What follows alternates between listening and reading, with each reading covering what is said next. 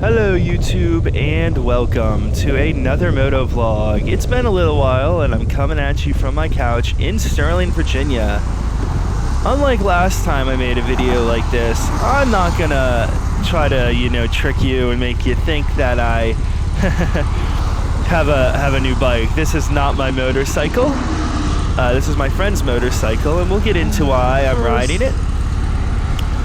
This is gonna be basically my first left turn across traffic with this bike. I literally picked it up from his house in this area. I don't want to show exactly where he lives, so I'm here turning left onto Hampton Road. So let's see how we do. I'm going to look for 50 pensing here. Yeah, look at that.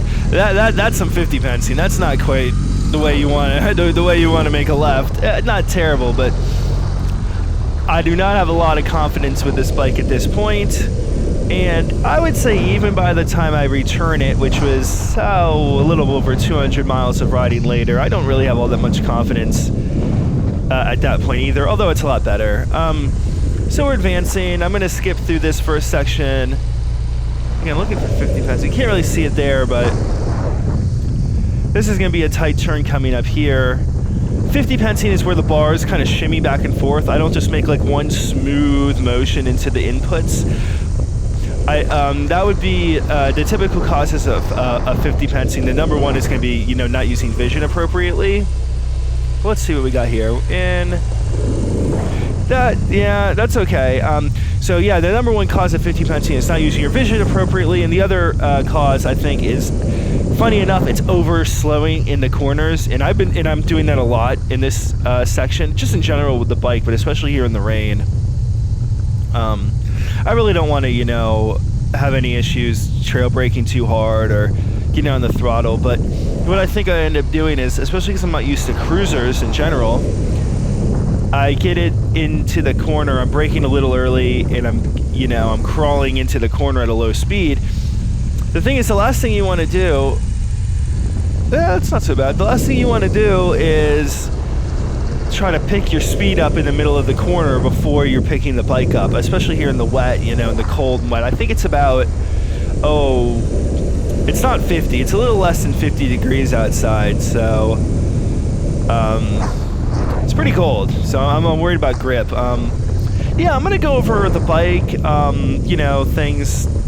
I don't know if what I'm going to talk about a review. There's plenty of reviews of this bike out there that go over, specs and even, other stuff like, just all the things the specs don't cover as well. So if you're looking for, a more professional review, this is not going to be it.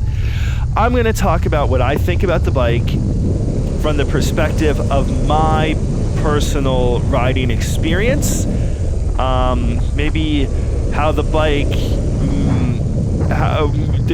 compared to my expectations going into it. I might talk about some things about the bike on its own that I like and don't like, but that's maybe going to be more of a side effect than me actually going after those topics. Like usual, I'm going to attempt to do this as a one take, and I'm going to attempt to do this with no script. You see me really overslowing for this corner, and the reason I slow there is because those neighborhoods, that intersection there, it looks kind of like a minor intersection, but there are like a bunch of houses on each side, so like there's dozens of houses on there, so you actually do get a decent number of people churning in and out of there. And since it's a somewhat blind corner, yeah. So let's start with some of the safety features of the bike, because we're here in the rain. Obviously the spec sheet shows, traction control, ABS, cornering ABS, which means it has an IMU. So linked brakes. So with the linked brakes, right, when you apply the front brake, it gives you a little bit of rear to stabilize the bike. On a cruiser like this, which has a very long wheelbase, and has more rear weight bias than basically any bike I've put any real time onto, the rear brake is very important. You're going to get a lot more power out of the rear brake on a bike like this than you would, than you would on a, like a sports bike in particular, where you have very little pressure. But with that being said, it's still really easy to lock the rear, right? You have a much less tactile feel with your foot than you do with your hand. And even still, even though the rear is more useful on a bike like this than a sports bike, it's definitely less powerful than the front. The front is what's going to stop you in an emergency or when you need to stop quickly. The rear on its own isn't going to get you a whole lot of coverage. So here we go. This is another good one. A left-hand turn from a stop in the wet. Somewhat blind. Definitely want to get out. Once I start moving, I want to get quick. So let's see what happens. Yeah, a little bit of it, but that wasn't so bad. I remember feeling, the clutch. Yeah, the clutch I'm not so used to, if that makes sense. And the weight of the bike and the clutch and everything, I definitely made these left-hand and right-hand turns from a stop on these 2-lane roads probably the most difficult thing. I think if I were to ride this bike more, I'd like to at least do some parking lot practice so I can make a bunch of those turns in a row and start to develop some level of ideas. Yeah, look at me crawling through there. And then look at the hesitation as well on me getting back on the throttle. I'm really waiting until the bike is like picked up before I really start accelerating. And again, that's just because I don't want to activate the traction control. I don't want to, drop the bike. I'm really not sure what to expect, in this wet conditions or with a cruiser. So we're moving along here. We're going to be making a left now onto Compton Road. And this is always the kind of nightmare scenario, but there's no one behind me, thankfully. But yeah, a sudden stop on a 2-lane road.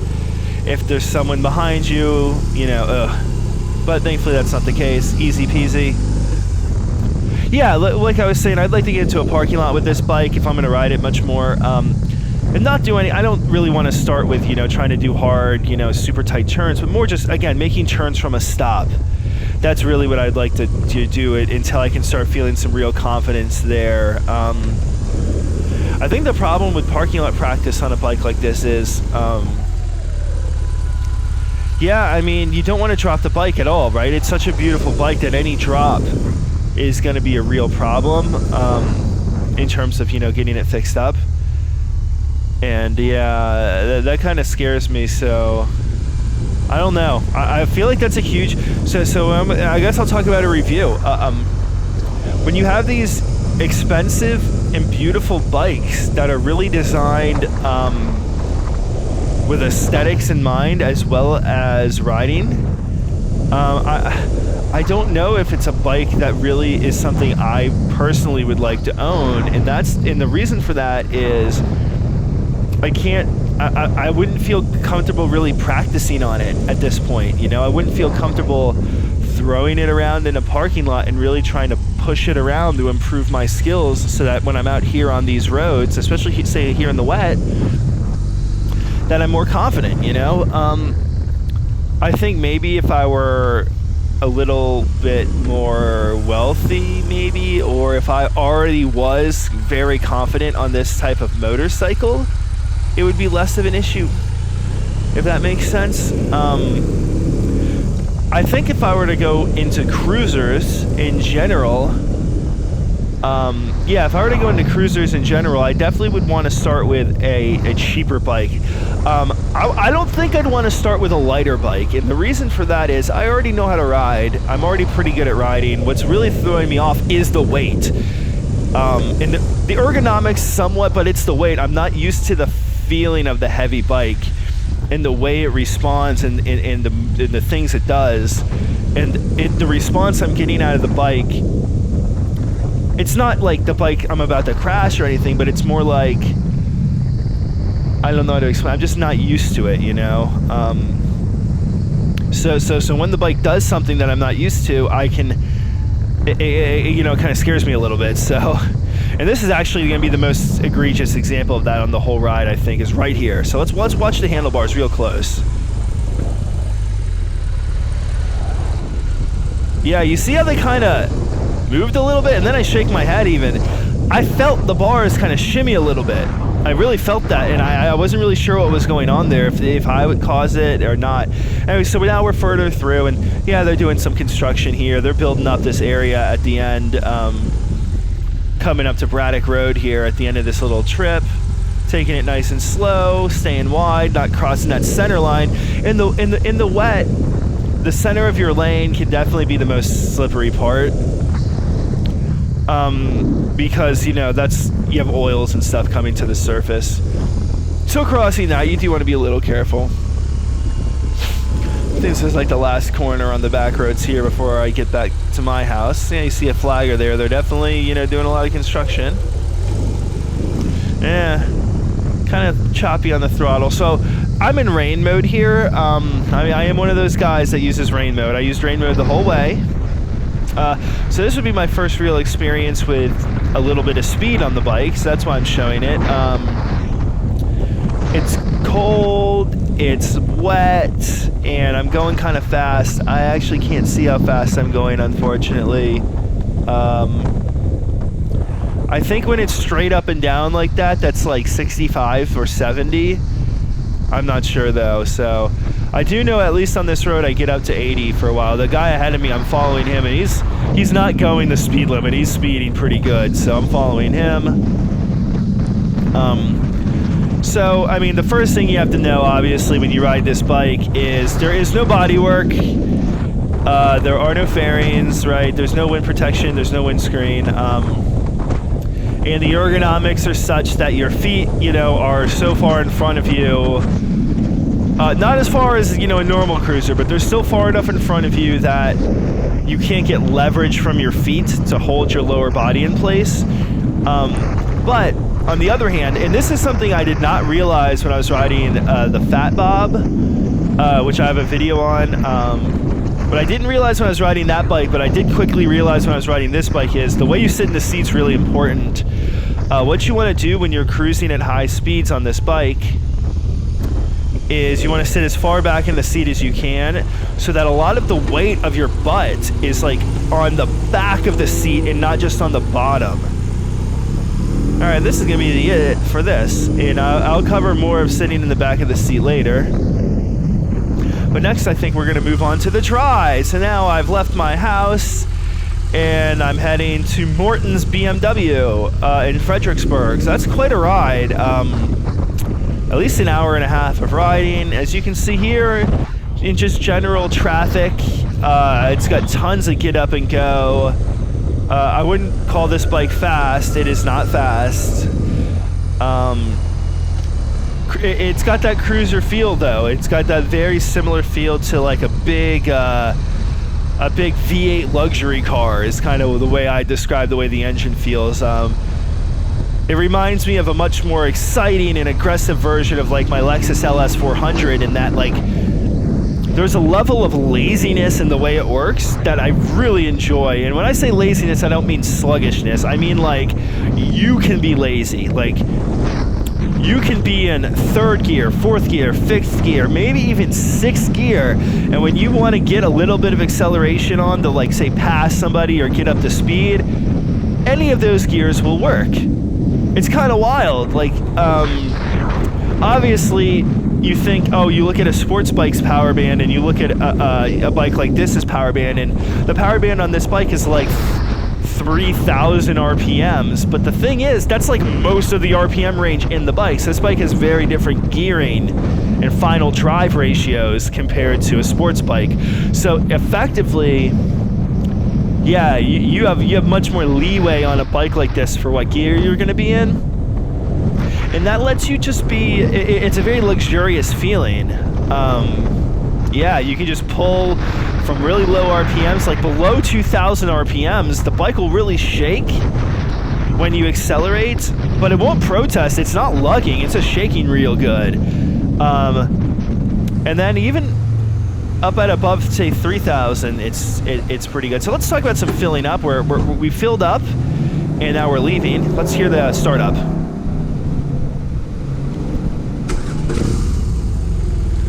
It really vibrates on startup. Did you see how the bike moves around? Like it's a little I wouldn't say disconcerting, but you definitely want to hold yourself in place. Oh, and then I have a pretty close call in this parking lot. Check this out. Oh, shit. Yeah, I mean, I don't know if he saw me or not, so I'm glad I just kept rolling, you know. Oh, man, that could have been bad. So you can see here again, I'm being pretty apprehensive, not really trying to corner too hard. Especially because, again, I just don't have experience with it. I don't know how the bike is going to react, and the last thing I want to do is feel something I'm not expecting and then do something stupid. Especially since I've, you know, made very few, just a handful now of left and right hand turns with this bike. So again, we're getting back on the road.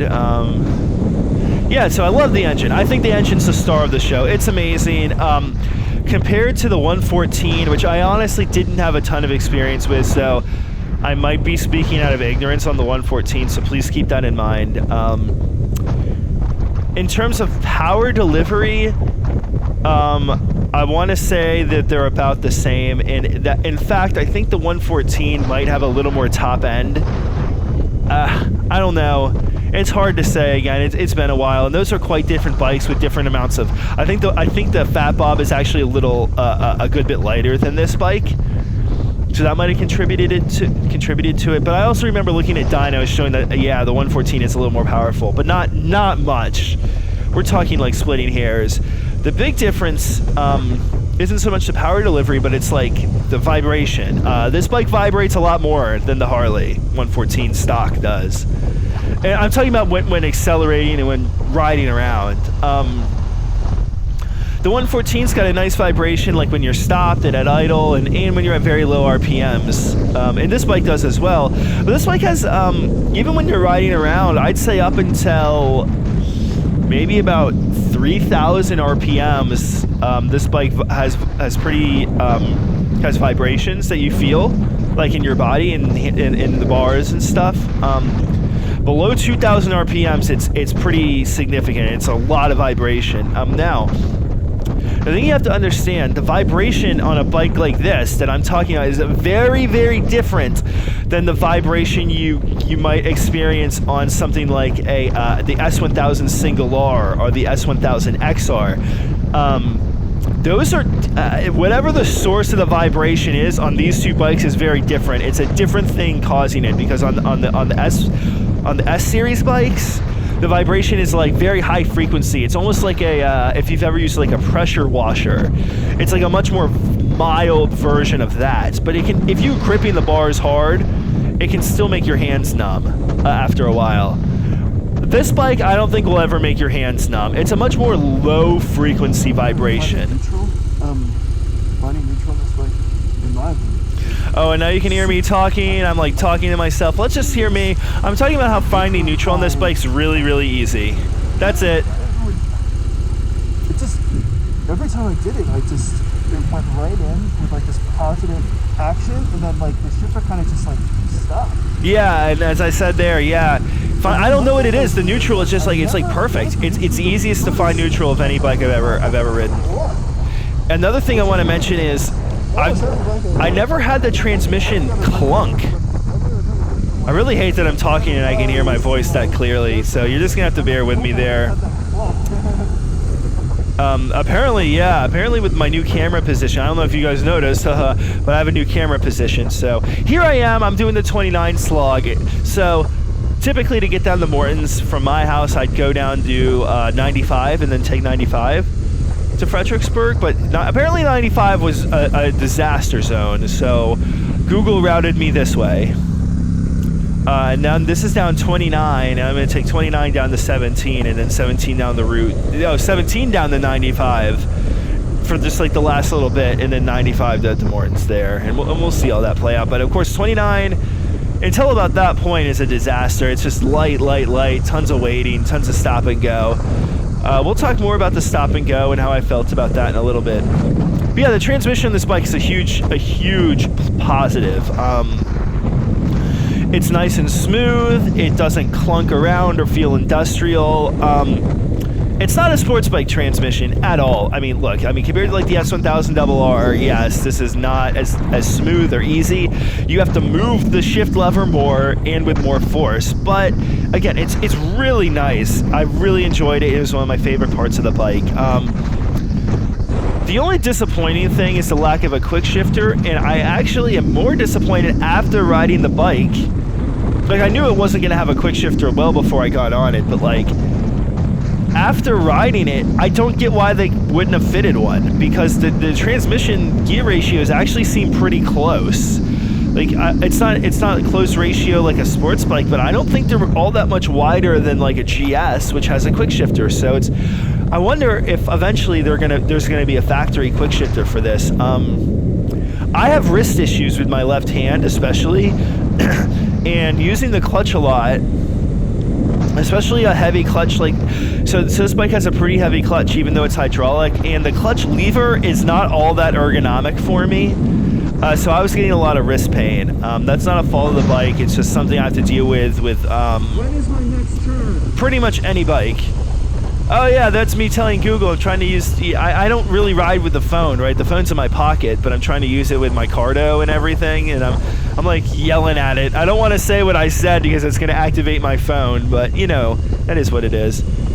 One thing I noticed, now we're getting closer to Fredericksburg. Look at this line on the right. I'm skipping all of this. Like, I know I'm supposed to be in that lane to get over, but I'm on an air-cooled bike, and I'm late for my appointment. So the reason I'm riding this bike is my buddy set up an appointment to get the initial break-in service completed. Wow, I'm starting to lose my voice, but he's getting the initial break-in service completed. And on a Saturday, but he had to work. He couldn't get out of work, so he asked me to help him out, and that's what I did. I figured it'd be a great opportunity to ride this bike, and it was. So, but yeah, I'm late for the appointments because all this traffic, not just here, but throughout this whole thing, you having the reroutes and this and that and the other. Anyway, I'm thinking to myself, nah, I'm not waiting in this. I got places to go, and I'm on a bike. I get a big level of honks. I think the honk was for that guy. If you saw the guy in the white truck pulled in front of that other guy, I think the guy honked at him like, "You're an asshole. You should have waited in line like the rest of us." Well, here I do the same thing. I'm just like, "Yep, here I am. I'm on a bike." That's such a dick move, but yeah, and that's it. I even said it in the moment. It's such a dick move. I didn't want to wave because I'm a total jackass there. I will say, when we got up onto the interstate here, I did let that guy get ahead of me, and I waved, and I was like, "Thank you very much." So we get on the interstate, yada yada. This is pulling into Morton's. The interstate was slow going, but not like stopped. That's why there was so much traffic there. Just merging was hard. Not hard, but it was just, whatever. So I just cut all that out. Now we're getting to Morton's. This is going to see me doing a little bit of parking lot stuff so we can see what that looks like as well. Sweet. So obviously, as you can see, we're about halfway, quote unquote, through my trip. But we're definitely not halfway through the video. I'm going to be showing more on the way back because instead of just slogging down 29 and 17 and 95, I'm going to do a little slogging, but actually spend most of my journey back to my friend's house will be on back roads. And I'm going to talk about that because I had no map and Google was tricky to get to convince to do that. So I'll explain that. That'll be pretty interesting, for me at least. So here I am. There's Morton's BMW and then Morton's, I guess they sell like power tools and stuff there. So we'll see how I do here. Again, I'm very not confident with this bike, so you can see me, that's my second bite at the cherry. Again, I'm really 50 pensing there. Even though you can see where I'm looking up, but yeah, that's more just a lack of overall confidence on this bike. Like I would not want to take like a passenger on this thing with my level of skill on it, for instance, or I would really want to do some parking lot practice. Anyways, we're getting back, so we got the bike back. We get on the highway because we need to go north. I was gonna go on the highway until we just got just north of Fredericksburg, and then I was gonna get off, and then get on the back roads from there off of Route 1. But I'm looking ahead, and I see a lot of traffic and slowdowns, and I'm like, man, I don't want to deal with this. Like, come on, there's got to be a way that I can avoid, sitting in traffic. Unfortunately for me, there wasn't, and as soon as I get off the highway, I'm gonna, reroute and get off the highway, and there's a ton of traffic. So what I did, how I facilitated the route you're gonna see ahead, when I was at Morton's, when the service was getting done, I kind of selected different areas on the map where the destination was a place where I knew how to get home from, or get back to my friend's house from there. But the destination was kind of in the middle of like some twisty roads. So that way I get routed in that direction. I also turned off, no, I didn't turn anything off, and I just did that. So obviously it wants me to go in 95 for a while and all that. But again, I'm thinking, you know, maybe I can take some back roads from here. Unfortunately, the GPS was smarter than me, and it wanted me to stay on the highway, which I really should have done, and you'll see why in a second, because the traffic here is like even worse. Oh well, I figured, you know, going west out of Fredericksburg, you know, because east, that's where you're kind of getting into the city, and we're kind of in the middle of the city, so I didn't really realize. I thought the city was east, the other direction, but it's actually this way too. It's on both sides of the highway. So yeah, I've been sitting in traffic here, and it's like I'm looking around, and I'm just like, oh man, this sucks. Yeah, you can hear me. I'm just like, fuck. So upset. Yes, this is not a channel for kids, guys. Sorry. So I was going to change lanes. I see that guy. Oh, he's turning. So I wait. Here's a good tip. You see how this guy's going to turn right? Don't change lanes into the right-hand lane in front of that guy unless you absolutely have to, because you're at least giving yourself a buffer to not, you know, what if he decides to pull out on you, right? Anyway, yeah, just a little tip. Easy stuff. I feel like that should be obvious, but I've ridden with and seen a lot of people who just, I don't know, they just seem to like really, really trust other drivers. No. Like they just assume that other drivers aren't going to pull out on them. They just assume other drivers aren't going to do stupid stuff and crash into them. And I really don't like making that assumption. I mean, you do obviously have to make that assumption a lot, but when you can put yourself into a position where the driver just couldn't hit you even if they tried, you're doing it good. So here I started rerouting and trying to figure out a way to kind of cut over to Route 1, which is where I want to go. Yeah, I ended up here. This is like some stadium or something. I figured if I go this way, I'll get to the right way, but nah. I ended up having to make a U-turn and kind of going back the way I came. Yeah, what are you gonna do? Eventually I yelled I used the voice command to actually turn off highway, because the thing kept trying to get me back on the highway, so I used, you know, the voice command to actually disable highways. So I can't remember exactly what I said, but it worked. It worked really well. I actually said whatever the text on the app is, so I'd have to look, but it's fine. What I noticed that you can't do with voice only is start navigating when there's no navigation up. Like if you just like blah blah, take me to X, it will say navigating to X, but it won't actually start doing it. And the reason I think is because it's expecting you to hit the start button on the phone. I think that's really messed up. I don't really understand. Why can't you start navigation purely with a voice command? That's really, really not cool. So yeah, Google, I don't think they'll ever fix it, because it must have been like this forever. So anyways, yeah, Route 1 was this is the road here. I can't actually see a sign, but this is on Route 1 and we're turning left here. Yeah, whatever. And this, after a lot, I think I'd been riding at this point for like 30 or 40 minutes. I'd barely gotten anywhere, but now I'm, you know, out of Fredericksburg, north of Fredericksburg, and now I'm heading west to get onto some back roads. Sweet. Happy for that. Happy for that. That left turn, I noticed, as you can see, a lot more confidence on that left turn. I'm starting to feel it. Oh, I wanted to mention the modes of the bike. The bike has 3 engine mappings. It's got rain mode, roll mode, and rock mode, in that order of aggression. So rain mode, obviously very nice and easy. Roll mode, a little bit more aggression in the throttle, and I think more power when you open it up. I really didn't open it up at all in rain mode. I mean, why would you? I mean, you know what I mean? I think the highest level of acceleration you saw me do in rain mode was like, nah, I really didn't. And then I look at the highway and I'm looking, there's like no traffic, so I'm like, damn it, I screwed up. I should have just waited. I probably would have been in traffic. Oh, look at this guy on the bike. I mean, he stayed off the road, but that actually kind of scared me because he didn't really slow down or stop at the stop sign. No, he didn't do anything wrong. It's funny. I had that a few times here. It's funny how, like, in the moment you think things are a pretty big deal, but they're really not. So here now I'm starting to ride in some twisties, and so that'll help me get some more confidence. I'm not going to be pushing it or really doing anything all that aggressive because, again, I don't really understand the bike that much, and I haven't really done any high-level braking or anything like that, especially, you know, trail braking. So, little C8 Corvette. So yeah, and then finally, so the first leg of the trip, when it was raining, I was in rain, and then the second leg of the trip, going down the Mortons from my house, I was in roll, and then now going home, I'm in rock. So I got a full pull, so to speak, on each mode. My friend who owns the bike says that they're huge differences. It's almost like owning two different bikes.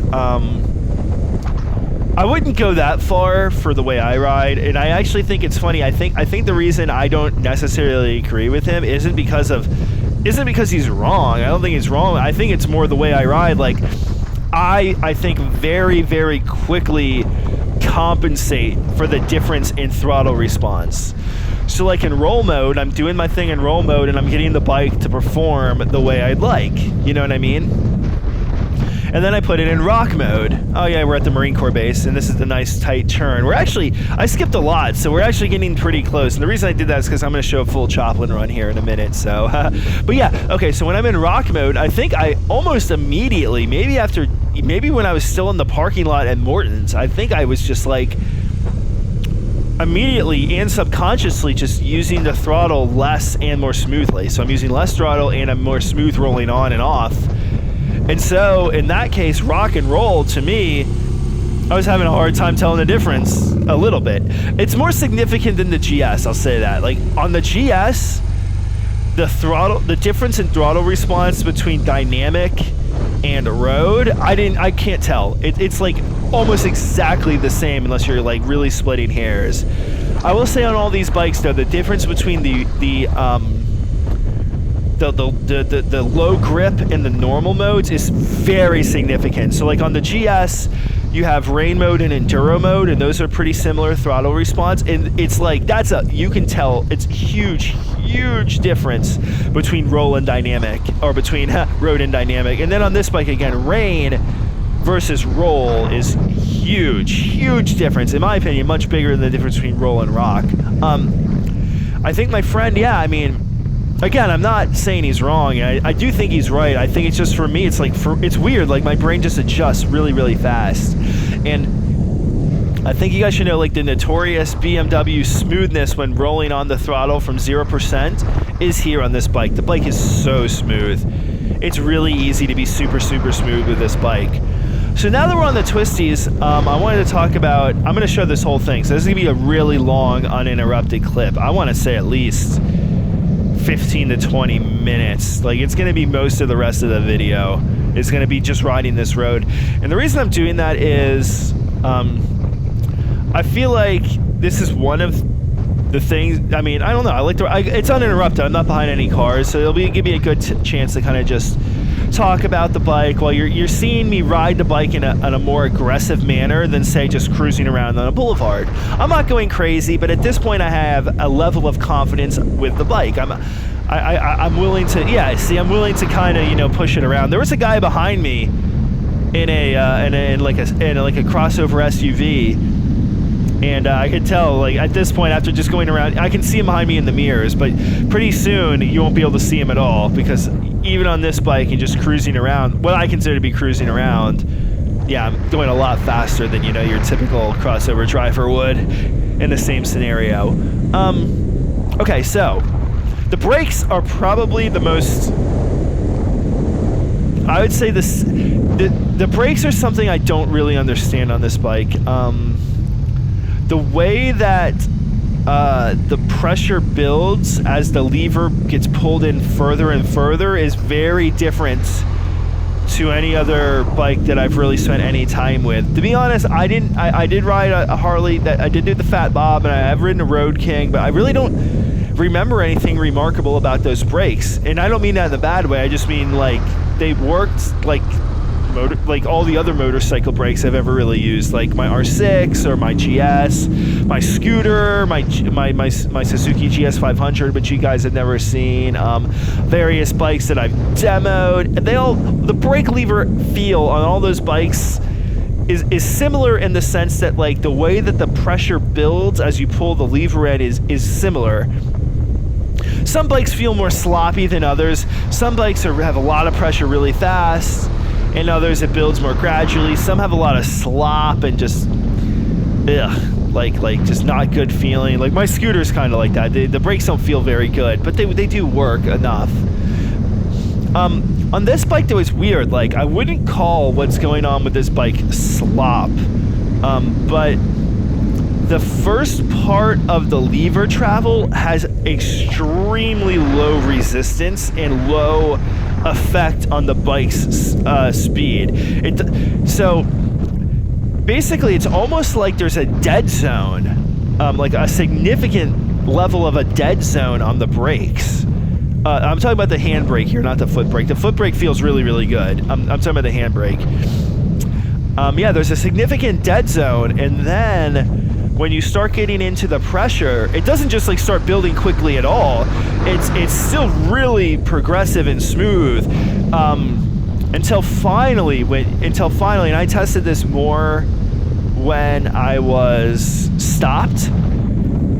I really feel like I could pull the lever.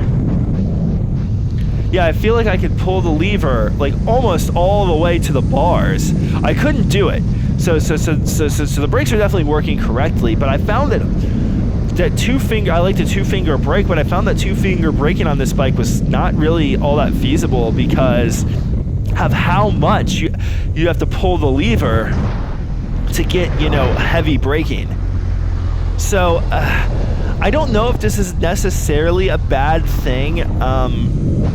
When you get used to it, emergency braking is going to be just as effective on this bike as it would on any other bike. In fact, when you look at charts online about the braking distances for different types of bikes, a bike like this is actually going to be able to brake just as hard, if not harder, than a sports bike. And that's given equal tires and equal riders, of course, in equal conditions, So I know that sounds crazy, but think about it a little bit, right? On a sports bike, when you really get hard on the brakes, the rear tire literally will lift up off the ground. That's not going to happen on this bike.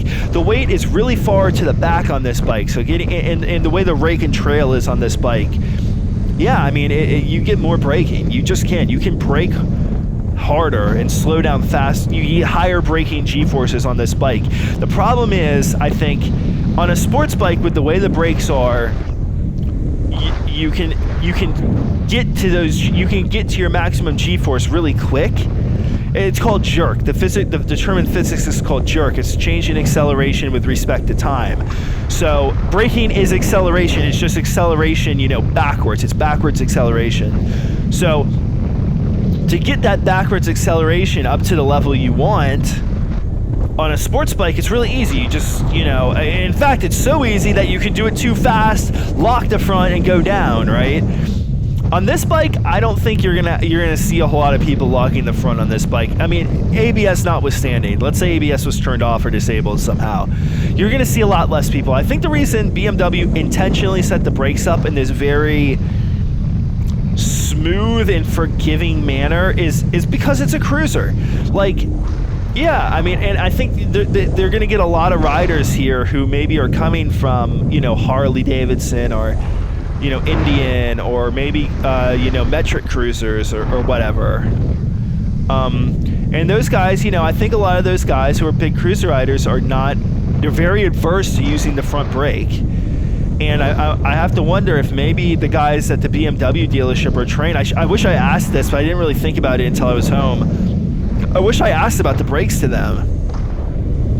I really want to now, if I ever have a chance to ask one of the salesmen about, does BMW give any training or advice about the fact that the brake is so soft and forgiving? Again, when you really get that brake lever close to the bar, and put some force into it, just like the same amount of force you would on a sports bike, or maybe even less, That's where I crashed, by the way. That's why I was pointing there. That's where I crashed my R6. You can see the video if you look it up. Anyway, yeah, I mean, you don't need like a ton of force to make the bike stop really hard. It's just it's more travel than you're expecting coming from a sporty bike. Like again, on my GS, as soon as I start pulling that lever in, it starts resisting the hell out of me pulling it further. On this bike though, it's not like that. It's really not resisting much, therefore it's not braking that much until you really pull it in far. At the end of the day, I kind of like it, but like I said, I'd like to see if BMW gives any guidance. I know they do this to maybe make other cruiser riders feel more confident, and they want cruiser riders to use the front brake. It's really, really important on any motorcycle that you do most of your braking with the front brake, like in an emergency situation. So maybe this and the softness is a way to get cruiser riders to kind of just like get the feel for always using the front brake every time they need to slow down. So that's muscle memory, right? Muscle memory is really, really important when you're riding, right? Emergency, get on the front brake and the rear brake at the same time. I personally don't use the rear brake a ton. I've been trying to get better at it because yeah, my lack of rear brake usage is kind of what caused me to crash and go to the hospital this summer. So I'm definitely trying to make a big improvement there and just like use the rear brake a lot, like all the time really. So I've been doing that. Feels great on this bike, it really does. So yeah, the rear brake I can't say enough good things about it. It's got tons of feedback. It's got a really nice smooth action to it. It's almost like the opposite of the front brake. It's nice and aggressive, and like as soon as you start pressing down on it, it gives you just real smooth and easy to control braking. And the front is the same way. It's just, again, I'm not quite used to it. Anyway, now we're turning around, so that's the halfway point. I don't know how long that was. I want to say it was at least 10 minutes, right? On the way back, I think I go a little slower, and you'll see why. I still don't get blocked, but I'm going a little slower. I did see at least one undercover cop so far, by the way. And I think I see another one going this way, too, so. Oh, yeah, it's a fuel light. Oh, excuse me. All this talking, now I'm finally on you. So now you can see, so I'm going to get to the actual negatives of the bike. I went over the brakes a lot. I think it's something you'd really want to get a feel for and see if it's something that can work for you. So after this little situation here, this guy is literally crawling along at like, I want to say he's going about 20 miles an hour in a 45. I don't really know. They must have an issue with their vehicle, and they're just trying to limp to wherever they're going so they can get off the road. But yeah, they're going really slow. Thankfully, they just let me by. They also let a car by ahead of me. I don't know if you saw that. Anyway. So I'm going to slow down because that car is ahead. So I'm just going to, he's going above the speed limit. So I'm just going to go the speed limit and maybe a little slower. Give him a nice gap. Anyway, so I'm going to talk about the thing that I really dislike the most about this bike, and that would be the display and unfortunately the switches. So let's start with the display. I think the display is actually really good. And I think it's so close to being what I would expect as a software developer and someone who has a little bit of experience with user experience on a computer level, not a motorcycle or car level, so I know it's different, but I feel like the user experience of the display is so close to being what I want that it actually makes me more upset that it's not. The big thing is right now, what you can see is that the fuel, first off, this bike does not have any kind of fuel gauge. It just has a warning light and a trip counter. It has the same fuel setup as my 2005 R6. And this is a, very expensive and technologically advanced 2020, I don't understand how they thought not putting a fuel gauge on a bike, or not even maybe putting a distance to empty, nothing like that on the display was acceptable. I think it's almost insulting. It's not the end of the world, but again, with how many things this bike gets right, the fact that they didn't put a fuel gauge, I really don't understand. It makes no sense to me at all. The next thing is that when this, hey, you're running out of fuel light and this is how many miles you've ridden since the lights come on, when that all starts coming up, you can't do anything else. That's all you can see. You can't see RPMs. You can't see your clock. You can't even see what gear you're in anymore. What the hell? BMW, what are you thinking? I don't understand. It's actually, now that I'm saying it again, and I've slept on it now for 2 days, I don't understand what the hell they were thinking. It's insane. Like, you spend all this time and all this money making this bike, and you just I don't know. It's like you phoned it in with the display, and it's a brand new display too. It looks amazing. Aesthetically, it's incredible. It's actually one of my favorite parts of the bike, and again, that makes it even harder for me to talk shit about it. The next thing that really infuriates me is the way the display. So there's different, readouts on the LCD part there at the bottom. You can have like a clock, you can have your tachometer, there's some other stuff, odometer, trip counter. I think there's like a couple other things, but to cycle through, you can only have one at a time, and you can only cycle through them in one direction. So, for instance, I was interested when I was riding. I was interested in doing the odometer. Not the odometer, I'm sorry, I was interested in the tachometer because seeing the revs and kind of getting a feel for that because I'm new to the bike was very interesting to me. It's not super important. You can ride this bike without a tach. I get it. It's fine. But seeing it was really cool. But at the same time, I kind of wanted to say, hey, what time is it? Because again, I'm not riding. There's no other way for me to see what time it is. I'm not wearing like I don't really have a watch on top of my gloves or something, So to cycle through it, I would have to press the select button like 5 or 6 times, and now I'm like looking at the screen instead of looking at the road. It's almost like it defeats its own minimalist perspective by not doing that. The worst part is about this whole thing, see, that was really confident, not fast, but nice and confident. The nice thing is you see those switches there on the left. There's a mode switch, that's the leftmost switch that's kind of in the middle. There's mode up and mode down, and mode up switches through the displays. I think mode down resets the display if it's like, say, the trip counter. Okay, that's all well and good. Why can't pressing up cycle one way, pressing down, pressing and releasing down, cycle another way, and then pressing and holding down resets? Huh? Or if you look at the switch next to it, you'll notice that there's text on the top. I can't remember what the pressing up there does, but the down has no label. It's a dead button. The bike is missing the ability to scroll up and down, but it has a dead button at the same time. What the hell? BMW, what the hell?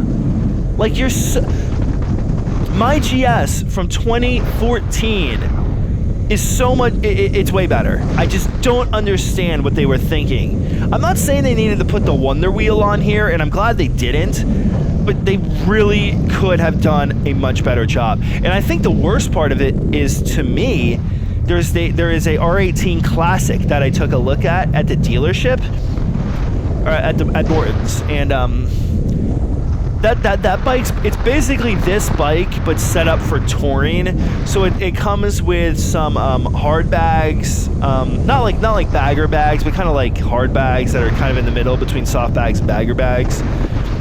It comes with a nice windscreen, and a nice big windscreen that's got this kind of 70s to 80s like police bike thing going on with it. I like that. If you're into that, it's pretty cool. And then it has a smaller front wheel. I think the tire's the same, but it has a smaller front wheel, and they say they do that to make the ride a little better. The ride on this bike is really nice. I don't know. Anyway, the display and all the switchgear is the same. So you're gonna buy a bike that's set up for touring, and it has no fuel gauge, and it has a really crappy mode system. What? BMW, what the hell are you thinking? Like, you could have done such a better job. You could have made I think the display looks beautiful, but you could have made the LCD part of that display so much better. Like, it's incredible how bad you did with that. I really don't understand. And yes, I'm actually very critical. This is an amazing bike, and I know I'm harping on and on. Look at this turn, man. I'm really getting more confidence, right? I like it, yeah. So there's not much to say about the riding here. Again, you're watching me ride, and you can definitely see, now at this point, I'm starting to feel really comfortable in the bike. It's really nice, especially at higher speeds. At lower speeds, I definitely needed some more work. I still do, but that is what it is. Is there anything else I can say? I think I kind of covered it. Oh, the suspension. So that's a very interesting topic, right? We were talking about the ride quality. The front suspension feels a little soft, but not in a bad way. You know, this isn't a sports bike. It's comfortable. The rear suspension is highly adjustable. I don't know if you can adjust the front. I didn't ask, but the rear suspension is very adjustable. I believe but this is a fat guy bike. So when you have zero preload, when you have the bike set for the minimum weight with all the preload taken out, I believe in the manual they want you plus gear. You know, they want you to add 187 pounds to the bike. So if you weigh say 150, 160 pounds. The bike's gonna feel really stiff because the spring is actually too stiff for light people who don't weigh a lot. So I think if you're a light person, you're gonna need to weigh the bike down somehow, maybe with crash bars, bags, something. You're gonna need to add some level of weight so that you, with all your gear plus all the extra weight you added on the bike, adds 187 pounds to the bike, or more, maybe even a little more. I didn't hear from my friend the maximum amount of preload, what that gets you, but I think it's well above 300 pounds of extra weight. I think it might even be 400. I think I might have heard 400 pounds is the maximum. So there's a wide range there of adjustability, which is really nice. My buddy, I had him set it up for me. I think I set it up for 240 pounds. I'm weighing in at about 225 these past couple of days, which is really good for me. I'm still losing weight. I'm still doing good with the drinking, so that's really nice. But yeah, I weigh in at about 225, but that's, in the morning, in my underwear, having not had anything to eat or drink yet. And maybe using the bathroom first, too, maybe or maybe not, really depends on the day or how much I want to have some water. Anyways, this is me exiting here out of Joplin, so we're almost done. I'm going to show a little more, and you'll see another scenario of an instance that was nothing but felt like a lot at the time. Anyways, yeah, the rear suspension feels really good. It was just right for me, I think, because about 15 extra pounds for water weight, because I've been drinking a lot of water, and all my gear's heavy. So, yeah, pretty good. And of course, gear, and also I'm, the battery bank, that's not light either. That's like a quarter of a pound, just kidding. So I pull out here, and keep your eyes to the right. Keep your eyes to the right of the road here.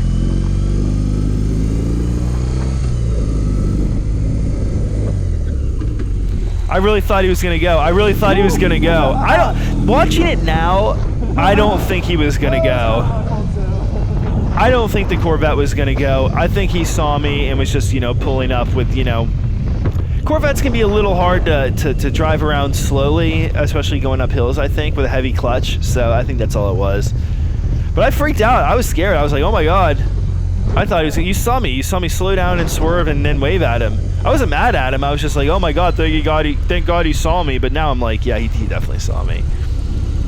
Anyways, yeah, the suspension's really good. But if you're a light person, yeah, you're going to want to weigh this bike down. This is not a bike that's really designed for like lightweight and weight reduction and this and that. Just find a way to weigh the bike down with crash bars or something. My suggestion to him was, if you're going to put bags, maybe put some bags on there and put some weights in the bags. Not a lot, but like maybe 5.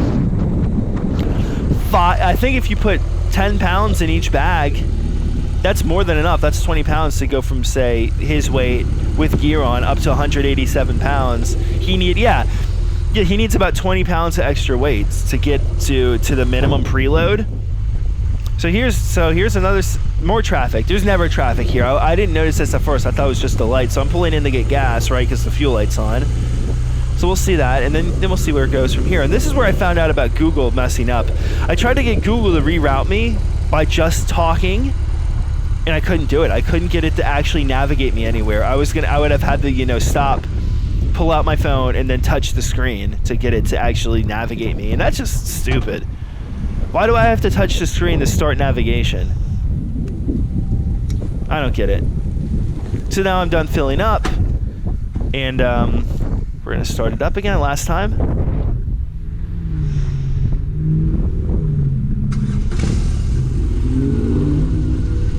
Hey, look at that guy.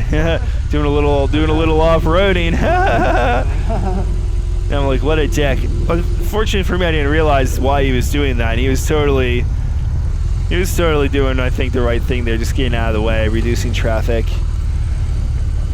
Anyways, yep, pull it out here. Ugh. Good. I think I've covered everything on the bike. Oh, filling up. I didn't actually show me filling up. Maybe I should have. I didn't want to show my like credit card or anything, you know, or deal with blurring anything out. Ooh, excuse me. Yeah. So filling it up, the cap there is it's not locked by default. You just unscrew it. Kind of, it screws on and off very similar to a gas cap on a car. And so like when you unscrew it, you just unscrew it. It's fine. Put a little pressure on there. It unscrews like normal. You have to turn it a little more than you would a car, but not that much. Maybe an extra turn and a half.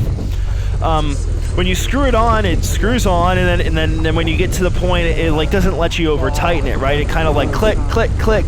It's a bit of a different click than a car. A lot more violent and more expensive feeling click. Funny, but that's true. And then yeah, that's it there. So it's really nice. It also does have a lock. I think if you slide the there's like a little piece on the top that slides away and reveals like a keyhole, and then you can lock the gas cap. This is a keyless bike, which I'm not a huge fan of even after riding this. It's a keyless bike, but yeah, it does have the key. The key, you know, that you put in your pocket, you know, a key flips out that lets you, you know, lock the gas cap. So here, I'm just kind of, this is Purcell Road, and I kind of just made that right.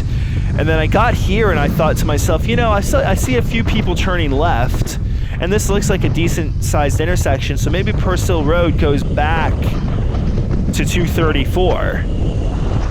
Or eventually takes me back somehow to 234, and it did. I got lucky. No thanks to you, Google. And this is actually a pretty cool road. I'm going to show a little bit of it, even though I'm blocked here, just to give you an idea, to show that, yeah, this is something we might want to go down. And if we're going to do like a Joplin run, this might be a nice way to kind of add into it. I'm gonna look at the map later and see if I can think of a decent route that incorporates this a little more. And maybe even some other roads like this that are in this area. Of course, this is a neighborhood road. It's not quite like Joplin, but it's more Clifton-y. I'd say this is kind of similar to what you get in Clifton. Maybe a little more open, but it's got some tight turns, as you can see we're coming up on here. So not bad. Sometimes, you know, a little silver lining out of the whole thing, right? Pretty cool. Pretty cool. And we are getting to the end of the video. Wow, I can't believe how time flies, right? I think I went over all the bike. One thing I wanted to mention about my low-speed maneuvering that made me not that confident was how wide the bars were. I'm not used to bars this wide. They're a lot wider in the GS. I got nothing wrong with that, and it's actually really comfortable. But during low-speed maneuvering, especially trying to go like to put on a lot of lock, it was a little weird. It was just something, again, I need to get into a parking lot and get used to. That's it. Oh, so here. Yeah, you can see me here. There's actually a car like tailgating me pretty hard, and so I get out of the way like immediately because I know he wants to go really fast. Huh, it is what it is. Yeah, look at him. Like, holy shit. I'm already going like 70 plus. I'm already going almost reckless. Like, we're going to go pretty quick here, so I'm going to follow him just to see more high-speed stuff. Oh yeah, again, I never got to mention how I felt about the wind. It's fine, you can tour all day in this thing. It is going to beat you up though. Yeah, the wind's going to beat you up a bit. You need to sit way back in the seat so that your butt is rested up against like the seat rest. And yeah, it's not the most comfortable on your butt, but when you're doing that, you're really anchored into the bike. And it gives you an added bonus of you can kind of more easily lean forward, lean into the wind, and you can find this neutral position where you're not really engaging your core or your lower body that much. This was a pretty windy day, all in all. I was getting blown around like from side to side and having a lot of crosswinds from the front, or not crosswinds, having a lot of wind from the front and the back. So I was really feeling the wind. And yeah, I mean, obviously a bike with a windscreen is going to be less, it's going to take less energy, physical and mental, to ride. But I don't know, I feel like you're also losing something when you do that as well. So I would suggest, my friend was talking a lot about getting a windscreen, and to be honest, I think he needs to ride it more. I don't know. Maybe for him it's the way to go, but if this were my bike, I wouldn't even consider it. I think it's fine. I could do a 400-mile day on this bike, and I would be tired. I wouldn't want to do like a bunch of those in a row, I think, but I could.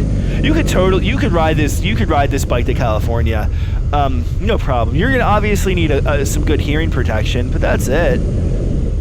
The wind is no big deal. You can really. So now we're going back on Hampton Road, right? We went. What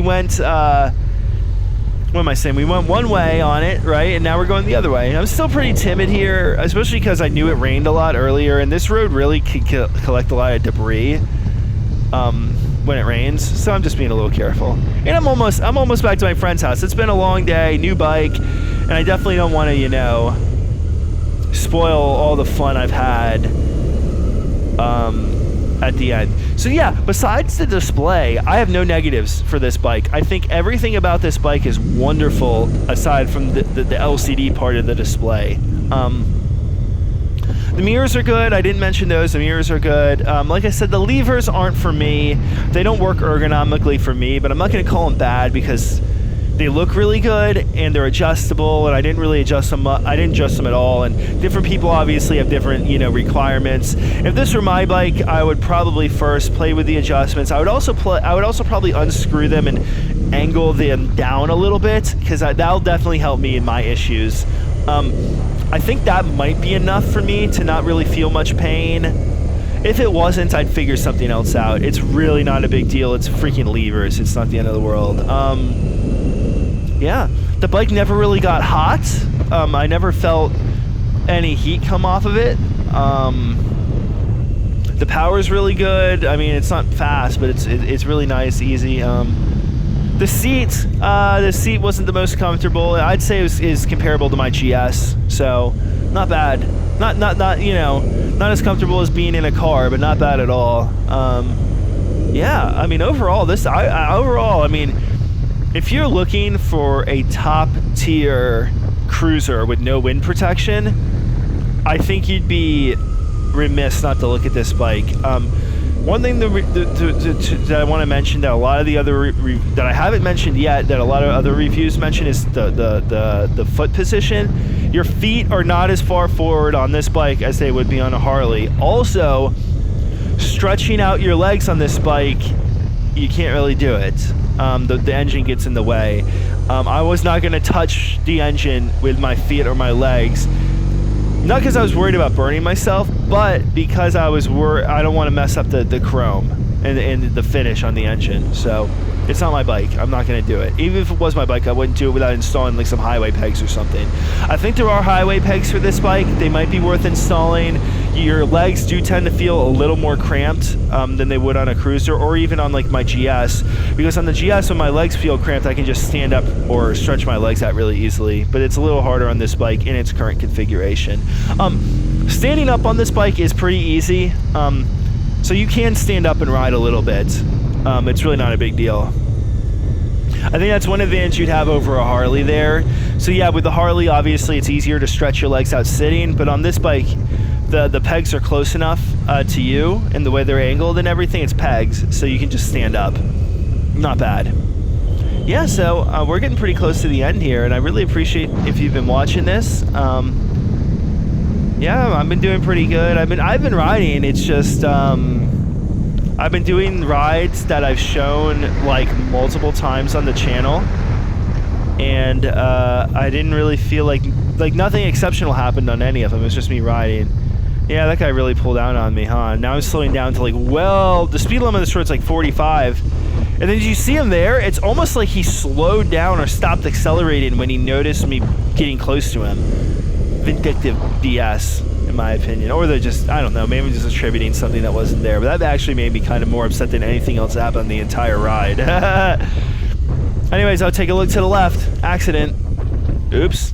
Oh, shit. So that was what, the second accident that I'd come across. I didn't see the accident on 234, but there obviously was one, right? And there was the other one, so geez. A little bit of acceleration. I didn't want to go too hard because I knew there were going to be cops around. And yeah, that's going to be it. Thank you guys so much for watching. Keep being cool, and as always, think about your riding.